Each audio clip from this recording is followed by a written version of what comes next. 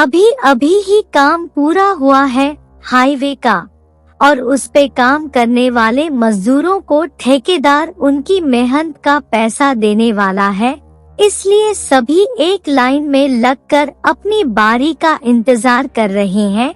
इतने दिन काम करने के बाद पैसे मिलेंगे। इन पैसों से मैं अपने बच्चों के लिए खिलौने खरीदूंगा। मैं तो सारे पैसे बैंक में डाल दूंगा, क्योंकि अगले बरस तो बिटिया के शादी भी करनी है।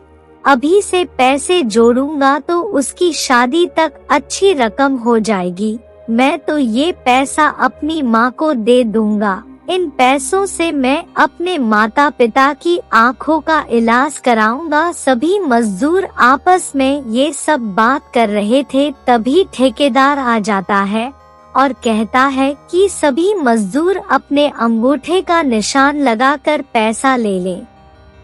लाइन में लगे मजदूर अपनी बारी का इंतजार कर रहे हैं। मई की चिलचिलाती धूप भी उनको अभी ठंडक दे रही है, क्योंकि आज उन्हें अपना मेहनताना मिल रहा है, और जिन्हें मिल चुका है उनके चेहरे खुशी से चमक रहे हैं।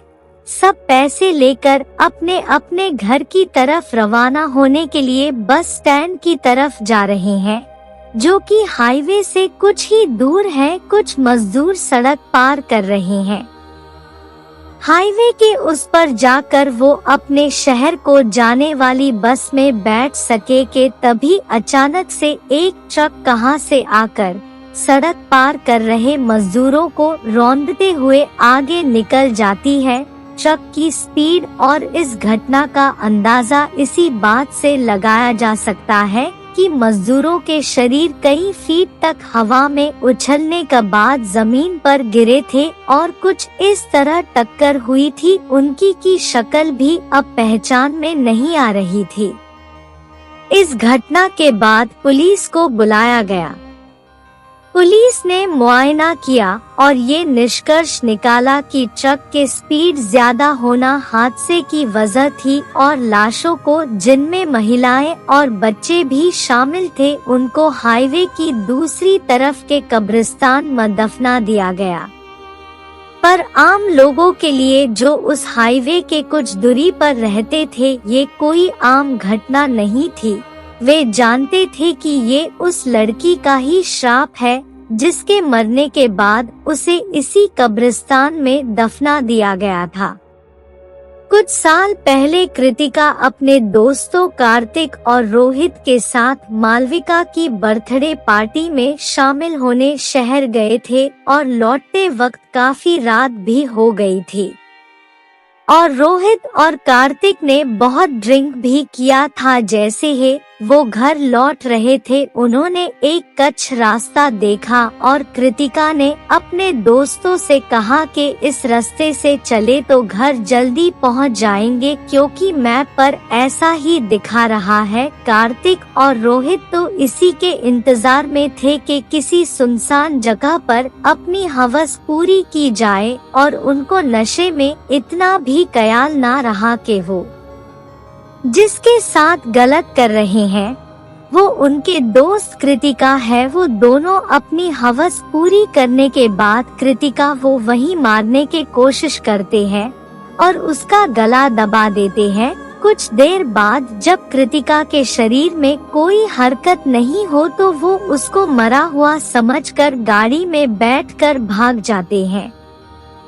बेचारी कृतिका बदहवास से वहीं पड़ी रहती है, और 2 दिन बाद कुछ महिलाएं जब उस रास्ते से होकर गुजरती है, तभी उन्हें कृतिका दिखाई देती है। वे दौड़कर उसके पास जाती है, उसको होश में लाने के लिए मुंह पर पानी के छींटे मारती है, पर कृतिका मरणासन्न हालत में बोलती है कि इस रास्ते से जो भी गुजरेगा वो जिंदा नहीं बचेगा, ये मेरा श्राप है। इतना कहते ही वह मर जाती है, और गांव के लोग उसको सड़क के पास के कब्रिस्तान में गाड़ देते हैं। अभी का समय सरकार ने सभी मजदूरों के लिए मुआवजे का ऐलान किया है और हाईवे के उद्घाटन की तारीख भी सूचित कर दिया है। तय दिन मंत्री जी के उद्घाटन के बाद गाड़ियों का आवागमन भी शुरू हो जाता है। पर उस श्राप वाली जगह पहुंचते ही ना जाने कैसे गाड़ियों का एक्सीडेंट हो जाता है। इतने सारे एक्सीडेंट्स की वजह से सरकार उस हाईवे को बंद करने का ऐलान करती है। अब उस हाईवे से कोई नहीं आता जाता, वो अब सुनसान रहता है। यह कहानी आपको पसंद आई हो तो कमेंट करके जरूर बताएं और साथ ही हमारे चैनल को सब्सक्राइब करें और बेल आइकन को भी दबा दें ताकि हमारे आने वाले वीडियो की नोटिफिकेशन आपको मिल सके। धन्यवाद।